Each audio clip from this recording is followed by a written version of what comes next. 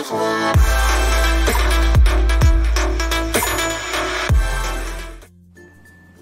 kali ini kita akan membahas mengenai utul kimia tahun 2019 ya. Untuk yang nomor 1 kita langsung saja. Orbital yang sesuai dengan bilangan kuantum. Nah, N4 itu menunjukkan dia kulit. Kemudian L-nya 2, kita ingat kalau S ini nilai L-nya kan 0. P ini 1, D itu 2 ya. Berarti ini 4, D. Jadi jawabannya yang B. Gampang ya, nomor 8. Nah, kemudian untuk nomor 2, ikatan ion dapat terbentuk dari atom dengan unsur X919 dengan unsur. Kita buat konfigurasi elektronnya dulu nih.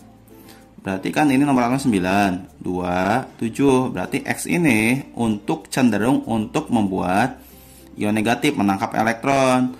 Kalau dia pengen membentuk ikatan ion, berarti harus dipasangkan dengan yang cenderung membentuk ion positif ya.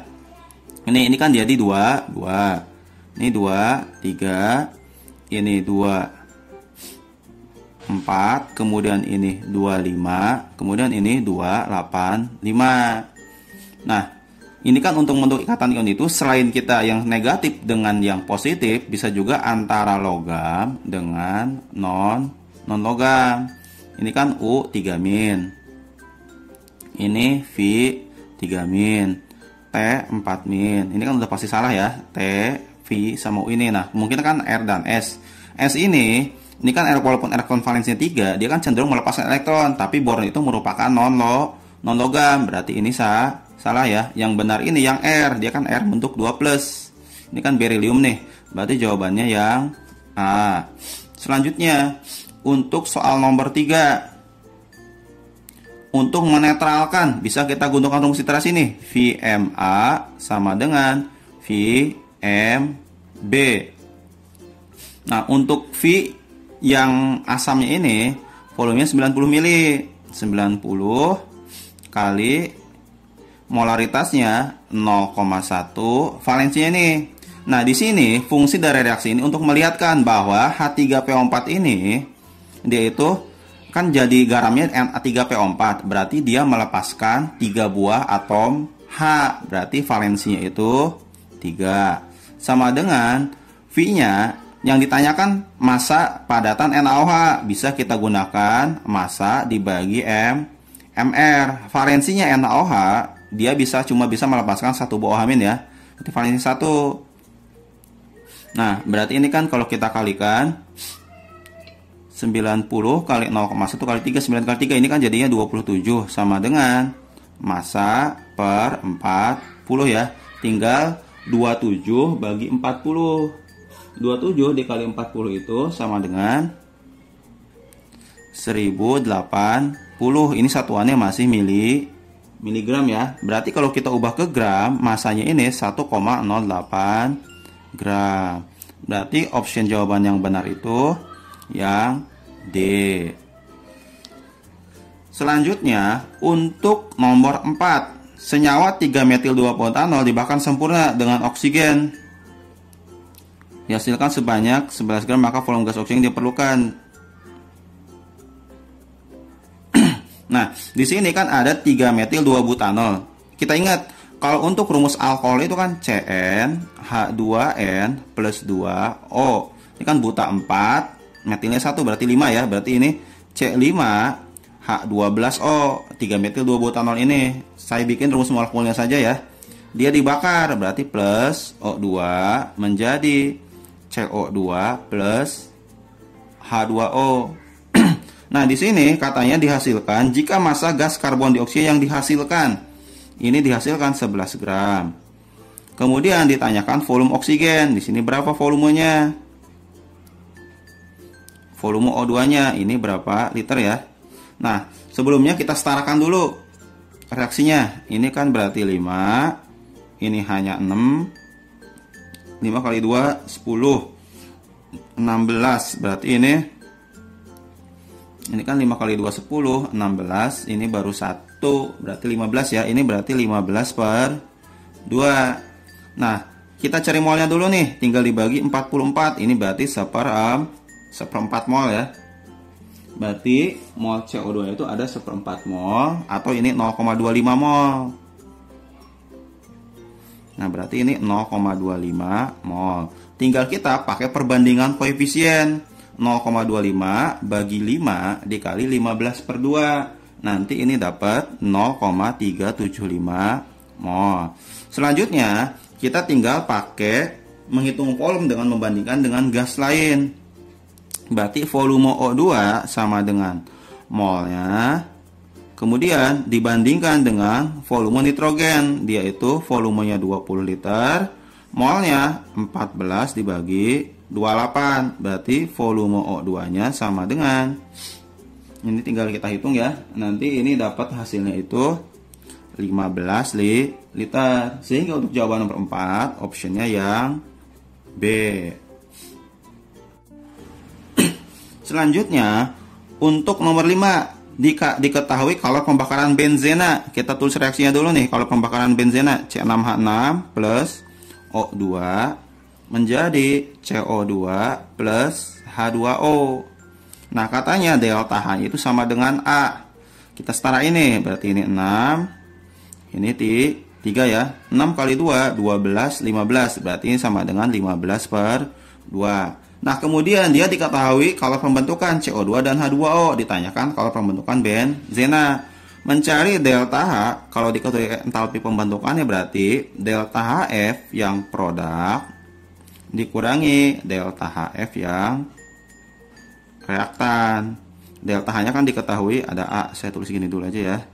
Nah, berarti ini 6 delta HF CO2 ditambah 3 delta HF H2O dikurangi yang reaktannya delta HF sebanyak 1 buah ya, C6H6.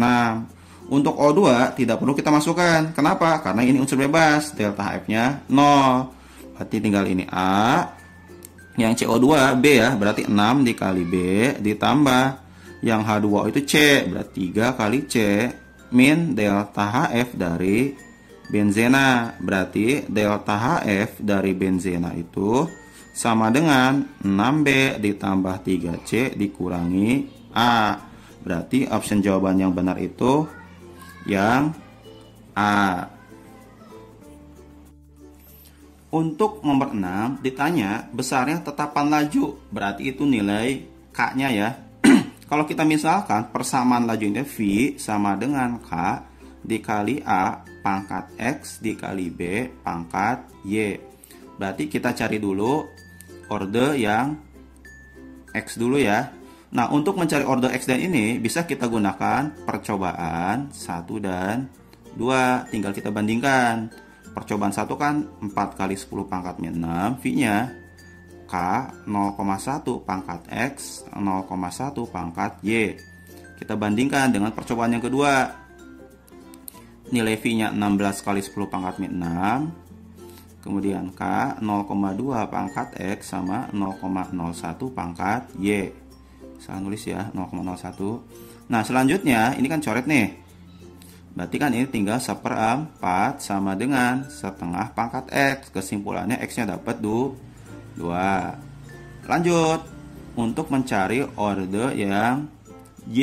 Nah, untuk mencari orde yang Y, di sini kan nggak ada persamaan A yang sama. Berarti kita bebas saja ya. Misalkan kita menggunakan percobaan 1 dan 3. Untuk 1, 4 kali 10 pangkat 6 sama dengan K 0,1 pangkat 2 dikali 0,01 pangkat Y. Tadi kan X-nya udah dapat di sini, saya langsung masukin 2 ya. Untuk percobaan yang ketiga, 72 kali 10 pangkat 6 per K 0,3 pangkat 2 dan 0,02 Y. Berarti dari sini kan 4 dibagi 72 itu sama dengan berapa yuk? 4 dibagi 72. Ini kan sama aja 1/16. Kemudian ini kan jadinya 1/3 pangkat 2 sama dengan ini ya setengah pangkat Y. Nah, selanjutnya kita akan hitung lagi.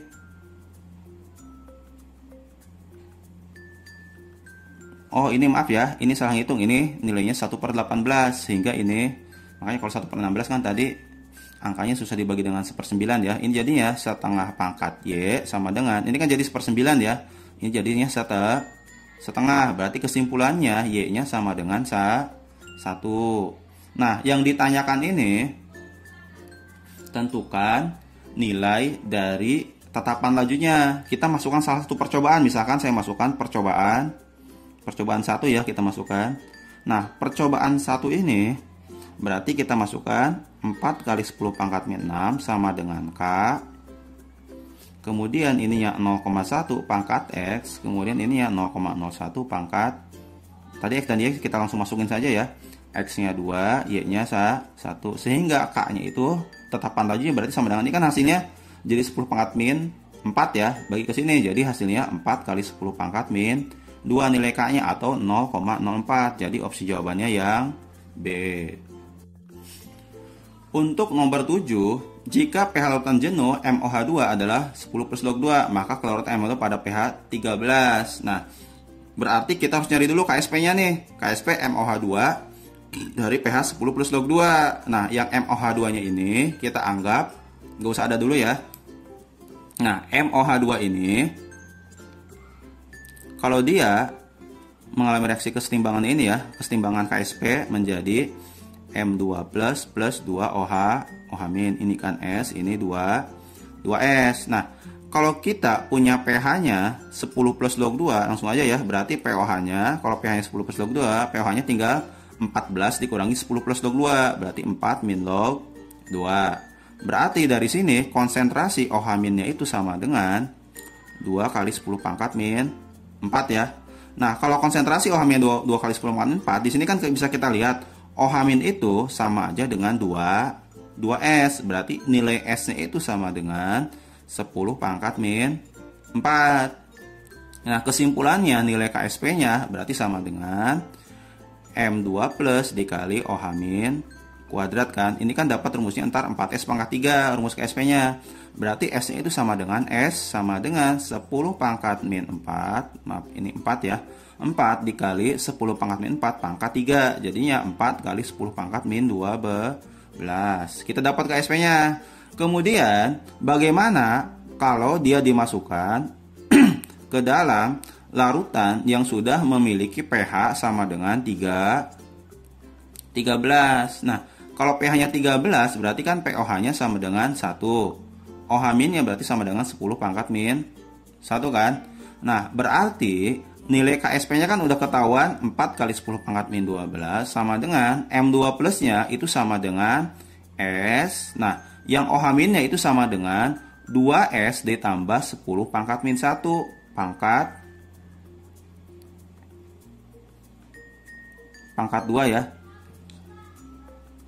Nah, kemudian 4 kali 10 pangkat min 12 sama dengan S. Nah, ini kita bisa kita anggap 2S ditambah 10 pangkat min 1 itu tetap 10 pangkat min 1. Kenapa? Karena jumlah S ini relatif jauh lebih kecil dari 10 pangkat min 1 ya.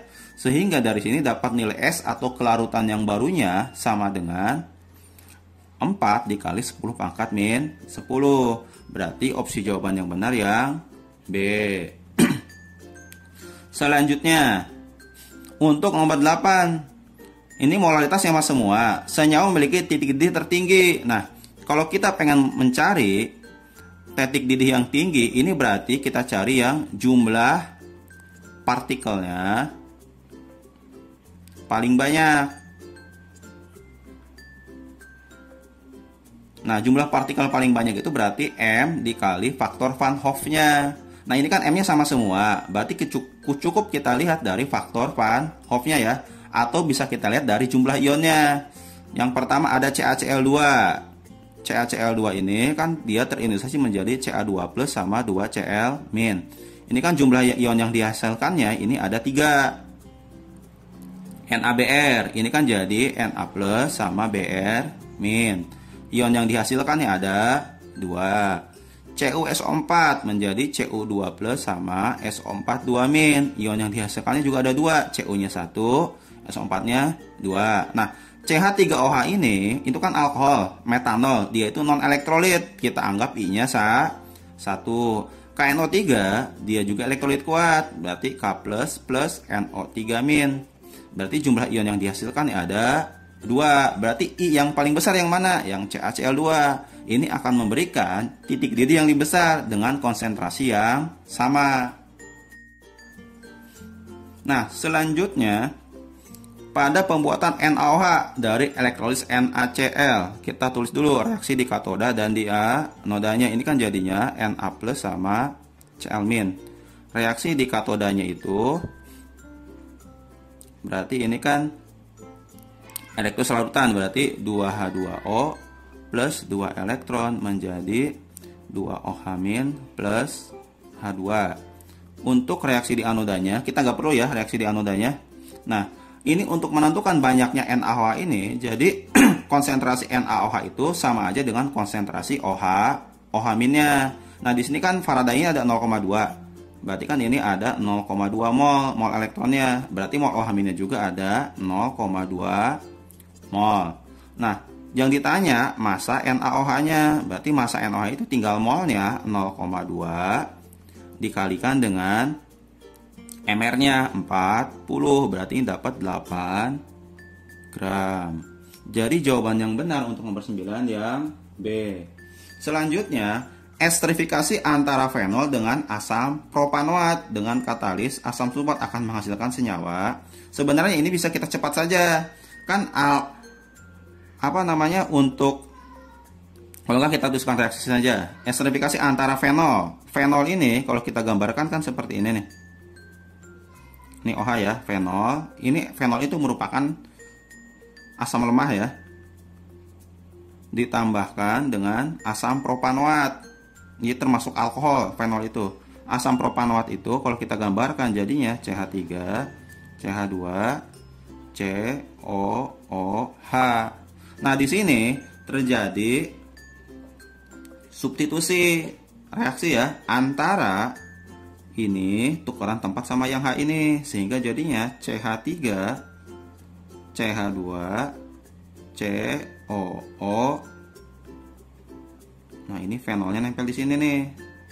Nah, ini ada plus H2O, ini dari H ketemu OH ini. Nah, kalau kita beri nama, ini kan namanya, ini kan tata nama untuk ester ini kan kita sebutnya alkil, kemudian yang dari sini ke sininya disebut alkanoat. Nah, ini kan benzena, kalau kita sebut alkil itu fenil, kemudian ini alkanoat, C-nya ada 3, berarti fenil propanoat. Nah, dihasilkan reaksi sampingnya juga ada air. Berarti untuk nomor 10 jawabannya yang A.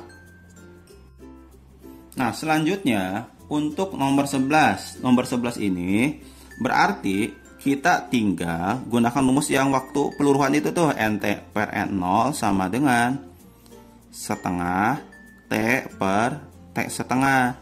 Nah, NT itu kan waktunya jumlah yang tersisanya ya, 0,001. Sedangkan N0 itu jumlah awalnya kan ada 0,032 sama dengan setengah. Nah, T ini adalah waktunya nih, waktunya yang ditanya. Sedangkan waktu paruhnya dikasih tahu ada 5 hari. Berarti kan ini sama aja 1/32 sama dengan setengah T per 5. Berarti dari sini 1/32 itu kan sama aja setengah pangkat 5 ya. Nah, kemudian ini jadinya setengah T per 5. Berarti 5 sama dengan T per 5. Berarti T-nya didapat 25. Sehingga untuk jawaban nomor 11, jawaban itu yang B. Untuk nomor 12, di sini ada elektrolisis, ada AgNO3. Ini kan terionisasi menjadi Ag+ sama NO3-. Kemudian kita tulis reaksi di katoda dan reaksi di anodanya. Untuk reaksi di katodanya, kemudian di anodanya berarti yang mengalami oksidasi itu air ya. Karena itu kan sisa asam oksi, 2H2O menjadi 4H+ plus 4 elektron plus O2. Nah, di sini kuncinya katanya sehingga semua Ag terendapkan. Berarti kalau kita cari molnya, ini kan tinggal 2 kali 0,1, ini dapat 0,2 mol ya. Nah, mol Ag di sini kan 0,2 mol. Karena dia itu menyebutkan bahwa agar semua Ag terendapkan, berarti konsentrasi Ag plus ini 0,2 mol juga. Nah, berarti konsentrasi elektronnya ini 0,2 mol. Nah, mol elektron ini dan mol elektron ini kan pasti selalu sama ya. Berarti ini 0,2 mol. Yang ditanyakan volume gas yang terjadi. Berarti ini tinggal pakai perbandingan koefisien 0,2 bagi 4 kali 1. Berarti kan jadinya 0,2 per 4. Yang ditanyakan volumenya. Berarti ini tinggal volume O2-nya itu sama dengan molnya dikali 22,4. Berarti 0,2 per 4 dikali 22,4. Berarti ini hasilnya nanti kalau kita hitung dapat 1,12 liter. Opsinya yang A. Selanjutnya untuk nomor 13, laju reaksi kimia meningkat apabila ukuran partikel diperkecil. Ini benar ya. Misal kita punya selembar nih, dibikin ini. Kalau kita perkecil, misalkan jadi 9 bagian seperti ini kan ukurannya jadi lebih kecil dari kondisi awalnya. Nah, ini nanti luas permukaannya itu akan semakin luas. Jadi kemungkinan terjadi tumbukannya efektifnya itu lebih banyak, sehingga reaksi jadi lebih cepat. Nah, kemudian ukuran partikel yang lebih kecil menyebabkan luas kontak antar reaktan menjadi lebih kecil. Ini salah ya. Justru kalau ukuran partikelnya diperkecil, jadi luas kontak antar reaktannya jadi lebih besar. Jadi makin banyak yang dia saling bertumbukan. Nah, jadi jawabannya benar dan salah. Opsinya berarti dia yang C. Nah, selanjutnya untuk nomor 14. Jika suhu diturunkan, kesetimbangan akan bergeser ke kiri. Ingat, kalau suhu diturunkan, gesernya ke ekso apa ke endo? Ini kan kalau suhu diturunkan, gesernya ke eksoterm. Nah, kita lihat. Di sini kan delta-nya negatif, artinya reaksi ke kanannya eksoterm, sedangkan reaksi ke kirinya ini dia endoterm. Nah, kalau suhu diturunkan, kan gesernya ke eksoterm. Eksoterm adanya di sebelah kanan. Berarti ini kesetimbangannya akan bergeser ke kanan, bukan ke kiri. Berarti yang ini salah. Reaksi tersebut bersifat eksoterm. Ini benar. Berarti jawabannya salah dan benar. Berarti opsinya yang D. Kemudian untuk nomor 15. Senyawa natrium sianida mengandung anion basa sianida. Kita ingat, kalau misalkan ada HCN, ini kan asam sianida. Ini kan asamnya. Nah, kalau dia melepaskan satu buah protonnya, ini kan jadi Cn-. Nah, ini kan jadi basa konjugasinya. Nah, di sini senyawa natrium sianida mengandung anion basa sianida. Ini benar, basa konjugasi dari sianida. Berarti ini benar. Nah, ion sianida dapat bereaksi dengan air membentuk ion hidroksida dan asam sianida. Ingat, Cn- ini kan sisa dari asam lemah. Berarti dia nanti bisa mengalami hidrolisis dengan air. Nah, H plusnya kan bisa terurai menjadi H plus sama OH-, sehingga ini menghasilkan HCN plus OH-. Nah, berarti ion sianida dapat bereaksi dengan air membentuk ion hidroksida dan asam sianida. Ini benar. Nah, kemudian jawabannya ini tidak saling berhubungan ya. Ini kan tidak menjelaskan dari yang atasnya. Berarti ini opsi jawabannya yang B. Nah, untuk nomor 16, jika sepotong tembaga dimasukkan dalam lautan FeCl3 akan dihasilkan gas H2. Berarti kalau dia asumsinya akan dihasilkan gas H2, apakah benar nggak terjadi Cu kalau direaksikan dengan FeCl2? Ini katanya menghasilkan CuCl2 plus H2. Nah, kita lihat nih. Kalau untuk menentukan apakah dia bereaksi atau enggak, kita lihat dari deret volta. Deret voltanya. Ini kan kalau yang paling kiri itu E0-nya yang makin negatif, yang kanan E0-nya makin positif ya. Nah, kalau dia makin positif ini berarti cenderung dia itu mengalami reduksi atau bersifat oksidator kuat. Nah, kalau adik-adik hafal deret Volta bagus. Kalaupun nggak hafal, cukup ke adik-adik menghafal yang sebelah kanan H+. Ini kan yang nilainya positif ya. Kalau kita singkat itu kan kerupuk, hangus, agak, pahit, au. Nah, ini yang nilai-nilai positif. Ini kan berarti cenderung dia itu akan mengalami reduksi atau sebagai oksidator kuat. Untuk nomor 17,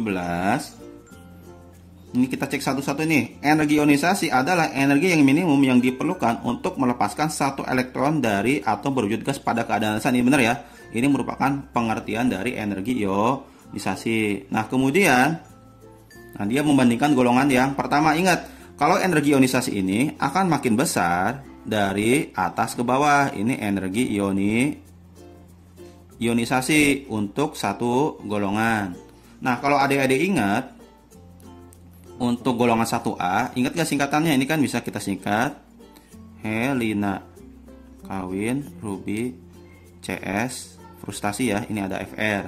Nah, bisa kita lihat di sini nih. Katanya energi ionisasi unsur K kurang dari Na. Kita lihat Na posisinya di atas K, berarti Na yang lebih besar. Berarti ini benar. Kemudian energi ionisasi untuk melepaskan elektron valensi kedua lebih besar daripada yang pertama. Ini juga benar. Kalau melepaskan energi yang kedua itu pasti jauh lebih besar. Logikanya kan dia melepaskan yang kedua, pasti itu akan lebih besar ya. Kalaupun adik-adik gak tahu, kalau nomor 1 benar, pasti 3 sudah pasti benar. Kemudian untuk yang keempat, energi ionisasi unsur K kurang dari Rb. Kita lihat nih, K itu di atas Rb, harusnya K itu lebih besar. Berarti yang ini salah ya. Berarti opsi jawaban yang benar itu 1, 2, 3. Berarti itu yang A. Untuk nomor 18, faktor-faktor berikut yang dapat meningkatkan probabilitas tubrukan antar molekul reaktan adalah, ini tubrukan ya maksudnya. Nah, untuk menambah tubrukan antar reaktan, berarti ini bisa memperkecil ukuran reaktan, ini benar. Kalau ukuran partikel yang kita perkecil, misalkan tadi segini nih, kita perkecil nih. Ini kan luas permukaan makin luas, jadi pinggiran-pinggirannya atau luas permukaan yang bertumbukan ini makin efektif, sehingga cenderung untuk menghasilkan reaksi. Kan kalau kita bertumbuh kan pasti yang pinggirnya dulu, nggak akan ke tengahnya ya. Nah, kemudian pengadukan, ini juga benar. Kalau zatnya diaduk, maka cenderung untuk bertumbukan makin besar. Nah, kemudian pemanasan, ini juga sama, ini benar. Pemanasan ini kan menambah energi kinetik, artinya gerak molekulnya makin cepat, sehingga tumbukannya makin sering dan kemungkinan untuk melewati energi aktivasi lebih besar. Nah, untuk penambahan katalis ini salah. Penambahan katalis ini tidak menambah probabilitas tubrukan, tapi ini akan efeknya menurunkan energi aktivasinya. Selanjutnya untuk nomor 19, di sini kita mereaksikan Ha dengan NaOH. Berarti kita mereaksikan Ha dengan NaOH. Ini kan hasilnya jadi Na plus H2O. Nah, kita cari molnya masing-masing. Untuk mencari mol Ha-nya tinggal 100 kali 0,1. Berarti dapat 10 milimol ya. Nah, kemudian untuk NaOH-nya tinggal 0,8. Kita ubah ke miligram aja ya, biar satuannya sama-sama milimol. Kalau diubah ke miligram, ikan ini sama dengan 800 miligram. Nah, kemudian dibagi dengan MR-nya. MR-nya kan NaO itu 40. Berarti 800 dibagi 40. Molnya 800 bagi 40 itu sama aja dengan 20 milimol. Ini kan belum terbentuk. Nah, kita MR-in. Karena kan kedua buah mol per reaksi dikasih tahu ada molnya. Nah, selanjutnya yang jadi proximitas yang mana? Yang Ha. Berarti ini 10, ini 10, ini 10 ya. Ini habis. Ini 10 milimol, ini 10, ini habis. Ini 10 milimol. Nah, kemudian kita cek jawabannya nih. Akan terbentuk larutan buffer. Ini salah ya. Ini kan yang bersisa NaOH. ya kan? Jadi abaikan aja nih yang Na sama H2O-nya. Berarti ngitung pH-nya ini dari basa kuat. Ini juga oh ini larutan basa pH 13/2. Berarti kita hitung dulu molaritasnya nih. Tinggal 10 milimol dibagi volume totalnya. Volumenya ini kan ada 100 ml, berarti 100 ml. Berarti ini hasilnya 10 bagi 100, 0,1 molar ya. Berarti OH-nya tinggal valensinya 1 dikali molaritasnya, berarti tetap 0,1. pOH-nya berarti dapat ini kan sama aja 10 pangkat min 1. Berarti pOH-nya ini berarti sama dengan 1. Karena OH- kita dapat pOH-nya dulu ya. Berarti ini pH-nya sama dengan 13. Berarti ini salah. Larutan yang bersifat asam ini juga salah. Ini kan larutan bersifat basa. Yang keempat, larutan yang membirukan lakmus ini benar. Kalau basa berarti lakmus merah bisa jadi biru. Jawabannya hanya 4. Berarti optionnya yang D. Selanjutnya untuk nomor 20 yang bersifat optis aktif, berarti kita harus mencari yang atom C kiral. Atom C kiral itu apa? Yang tangan C-nya ini gugusnya mengikat yang beda semua ya. Jadi mengikat 4 gugus yang beda. Kita cek nih 2 propanol. Kita cek yang pertama dulu, 2 propanol. Ini kan OH-nya di sini. Ini ada H, ini CH3 ya. Nah, ini kan udah jelas gak optis aktif karena kan sama-sama H. Yang C yang ini atas OH, bawah H. Ini kan kiri kanan sama-sama CH3, bukan kiral. C yang ini mengikat 3 buah H, udah pasti nggak kiral. Berarti yang pertama salah. Yang kedua ada 2 metil 2 butanol. Butanol kita buat C-nya 4. Kemudian ini ada CH3, ini ada OH. Kita lengkapi H-nya. Nah, C yang ujung ini udah pasti nggak kiral karena kan dia mengikat H yang sama ada 3 buah. C yang ini atas CH3, bawah OH, kiri CH3, kanan C2H5. Nah, ini kan ada yang sama nih, berarti ini bukan kiral. C yang ini mengikat sama-sama 2 buah H, C yang ini mengikat sama-sama 3 buah H, berarti ini enggak kiral, salah. Nah, untuk 3 pentanol, kalau satu salah udah pasti 3 salah ya, tapi kita buktikan saja. Pentanol berarti C-nya 5. Di nomor 3 ada OH, berarti ini sisa 1 buah H ya, CH3, CH2, CH2, CH3. Udah pasti bukan kiral, udah pasti nggak kiral kan ini mengikat 3 buah H yang sama, 2 buah H yang sama. C yang ini atas OH, bawah H, kiri C2H5, kanan C2H5 juga, berarti nggak kiral ya. Ada gugus yang sama. Yang C ini juga sama, dia mengikat 2 buah H, yang ini sama-sama mengikat 3 buah H, berarti ini salah. Yang keempat nih, terakhir 2 butanol, ini udah pasti benar nih, nggak mungkin semuanya salah. Kita cek untuk membuktikan dia benar. Ini OH, ini CH3, di sini ada H, ini CH2, ini CH3. C yang ini tidak kiral karena ada 3 buah H yang mengikat. Nah, yang kiral yang ini nih, saya kasih tanda bintang ya. Atasnya mengikat OH, bawahnya mengikat H, ke kiri mengikat CH3, ke kanan mengikat C2H5. Yang ini udah pasti gak kiral, yang ini juga udah pasti gak kiral. Yang benar 4 saja, berarti opsi jawabannya yang D.